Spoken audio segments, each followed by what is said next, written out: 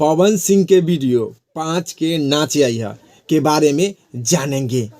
चलो भाई देखो अब मैं क्या करता हूँ। पवन सिंह के वीडियो 5 के नाचे आइया जो कि रिलीज कर दिया गया है वेब म्यूजिक के ऑफिशियल यूट्यूब चैनल पर, जो कि भोजपुरी के सबसे नंबर 1 कंपनी बा। 5 के नाचे आइया गाना के अंतरा मुखरा बहुत ही अच्छा, बहुत ही बेहतरीन बा। पवन सिंह के गाना 5 के नाचे आइया के अंतरा और मुखरा बहुत ही अच्छा, बहुत ही बेहतरीन बा। 5 के नाचे आइया गाना के वीडियो शूटिंग किया गया बहुत ही अच्छा से, बहुत ही बेहतरीन से। पवन सिंह के गाना 5 के नाचे आइया के वीडियो शूटिंग किया गया है बहुत ही अच्छा, बहुत ही बेहतरीन से। 5 के नाचे आइया गाना के वीडियो क्वालिटी बहुत ही अच्छा, बहुत ही बेहतरीन बा।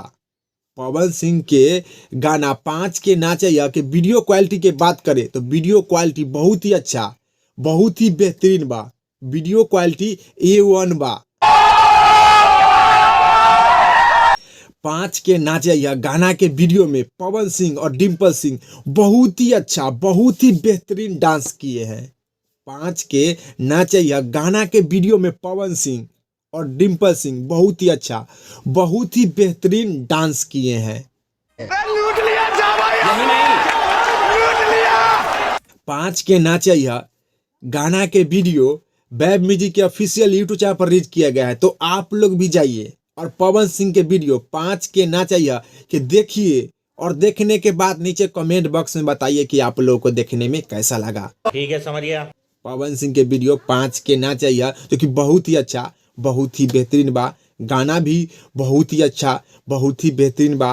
पवन सिंह और डिम्पल सिंह डांस भी बहुत ही अच्छा, बहुत ही बेहतरीन किए हैं। तो आपने मेरे दिल की बात बताई। तो पवन सिंह के वीडियो 5 के नाचे आइया के 10 में से 10 नंबर दिया जाता है। पवन सिंह के वीडियो 5 के नाचे आइया के 10 में से 10 नंबर दिया जाता है। चलिए इस वीडियो में इतने, फिर मिलेंगे अगले वीडियो में। Bye bye, tata, goodbye, गया।